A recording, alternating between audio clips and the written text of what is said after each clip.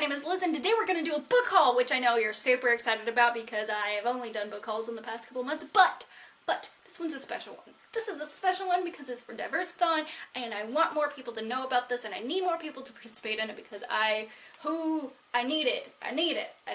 We need it. We all need it. I feel like as a reading community, not just BookTube, other people have been invited into this, but I feel like we all need to be bringing more diverse viewpoints into our lives, whether it be through reading or films or whatever you ingest. There needs to be more diversity and to hone in on what all that means and all that kind of stuff. And yes, I am a little bit out of my comfort zone when I'm talking about these because I am white. I have privilege. Sometimes I'm like, wouldn't it just be easier to just read whatever pops up that is on the top such and such list? But I feel like it's so important to have different viewpoints and not just like diversity viewpoints as in somebody thinks differently than me, but like somebody comes from a different cultural perspective or sexuality or religion or no religion at all or things like that. I feel like it's very important to have those things. So Diverse-a-thon is happening January 22nd to the 29th, and it is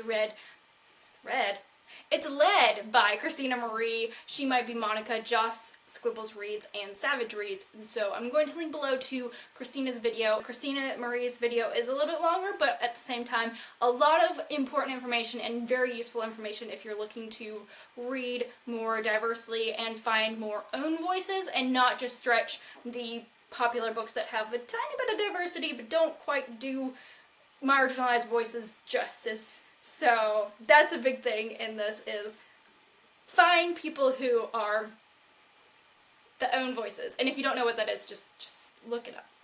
It's people who write from their narrative. The first book on my stack is March Book 3, and this is told from the perspective of John Lewis, the representative from the 5th District of Atlanta, or Georgia, yes, one of those two. And it takes over part of Atlanta, Morrow, different parts, but he is a big part, he was one of the participants in the civil rights movement in the 60s and continues to do so today because it is an ongoing process. It's not just like, oh, this act was passed, we're done. It seems as though we have more progress. We definitely have more progress to go, but I feel like this is so pertinent even in today's times. Even if you are not somebody who wants to look back into history, I feel like this is so important to read and whatnot because it comes from his perspective, but also the art is really good. I did just turn to the one with the KKK on it.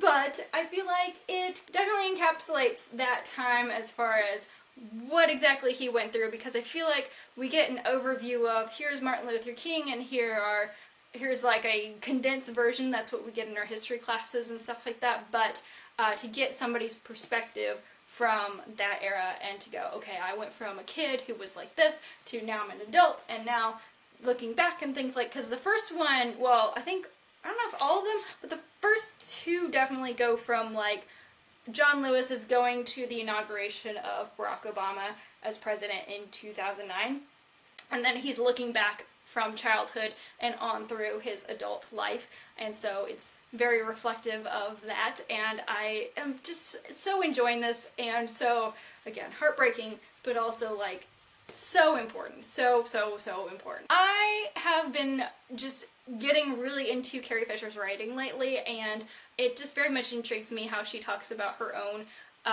mental illness and things like that, and so I wanted to pick up like a fiction but like a fiction book that she had written because I really enjoy her memoirs and stuff like that. But this one is about, I think the main character goes to some sort of mental health hospital or rehab or something like that, and it's like a diary kind of thing, and so I am super looking forward to reading this. But I just feel like I don't necessarily get a lot of like mental illness stuff in my reading life, and so I am looking forward to reading that, especially since it kind of reflects her life in a little bit. She definitely talks about in her one of her other books that she did do like on-hand research and has gone through some things that very much inspired this book, and so I'm looking forward to this, and I do want to check out the movie that it inspired. One book that really jumped out at me when I was looking through the new books at my library was this one, and it's called You Can't Touch My Hair and Other Things I Still Have to Explain by Phoebe Robinson, and she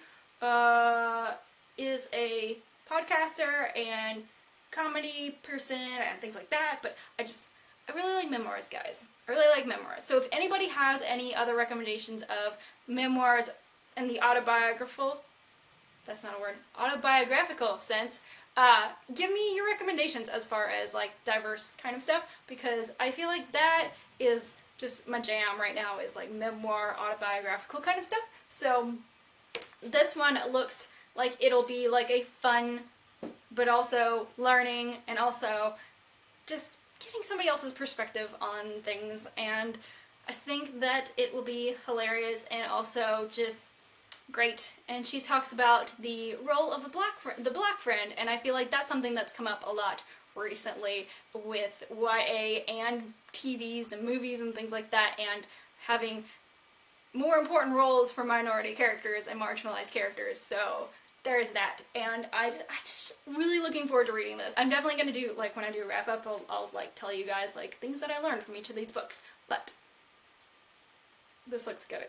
So good. And last but not least, I have History Is All You Left Me by Adam Silvera, and it is about a main character who is gay, and he has OCD, and basically the story is that he's telling this story, and it's basically a non-linear storytelling kind of thing, which I really enjoy, because I feel like some of the best movies, or some of my favorite movies, are like that, and so it's great to have that in a book. I know that confuses some people, but basically the main character, his ex-boyfriend who he was still in love with, died in a tragic drowning incident, and so he's mourning the loss, and then also talking about like when they fell in love and things like that. I seem to like the books where like they go back and then like recount stuff, as we have learned from me talking about March. But I'm looking forward to this. I like my YA contemporary, and apparently this will give me all of the feels and make me cry a lot, according to author people and people on Twitter and people everywhere.